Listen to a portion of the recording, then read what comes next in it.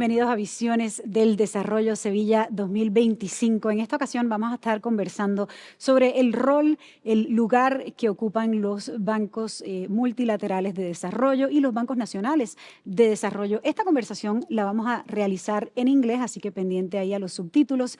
Y nos acompaña Serge Ekué, President of the IDFC, which is the International Development Finance Club, and of the West African Development Club. Thank you so much for joining us. It's great to have you. Thank you for having me. First of all, let's talk about the IDFC. What is the IDFC for those who are not familiar? Well, IDFC is a club, as its name states. It's a club of 30-ish banks in the world, gathering the banks of the North that are usually considered as the half, and the banks of the South, of the global South.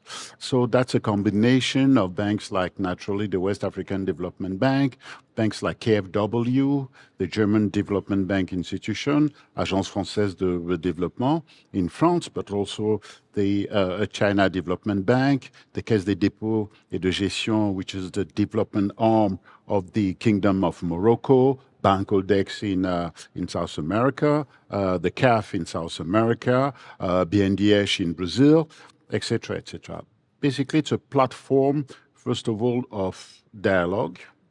It's a platform of action.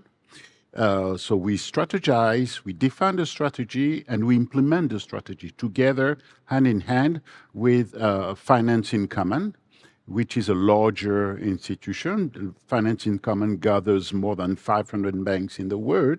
And the way we define our respective role is the following.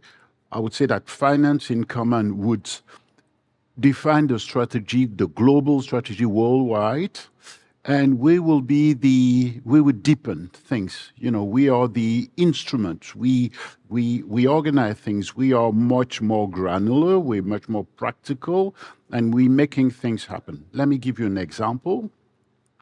All of us are concerned by the level of capital, the level of equity of our respective institutions. Like BOAD, and you know BOAD has been working we have been working to double our capital. But that's not a given, it's not an easy thing, because we have understood that we need to strengthen our balance sheet, we need to strengthen our capital to be more efficient. But you have other banks that, face the same situations, the Development Bank of South Africa, and other banks in Latin America, other banks in Africa, etc., etc. So we enhance that dialogue. We set up that platform, and we share best practices, So coming back to this very situation with the capital increase, we're currently discussing with the guarantee and insure a structure of the World Bank called MIGA, so as to see with our members how we can replicate what we have done with BOAD, how we can make sure that the World Bank, hand in hand working with the World Bank, the insurance institution of the World Bank, that can take guarantees on our behalf so that we are perceived as less risky banks, so that the investors can lend to us, and so that we can lend and fund our development in our respective sub-regions, regions, or countries.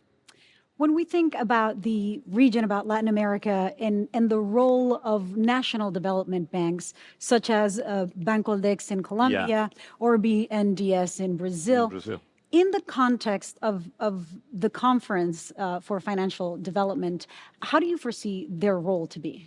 I mean, it's very important. When we look at what FFD3 that has taken place 10 years back in Addis Ababa, Ethiopia, things have evolved tremendously. It is obvious now that the regional banks, the national banks, are key players in the financial architecture, because we are on the ground.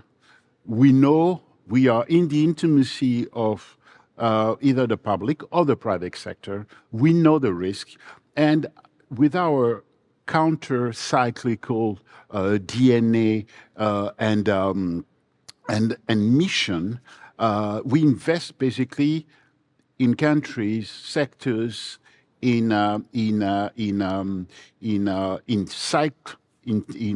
cycles of in the economic cycles where no one wants to invest.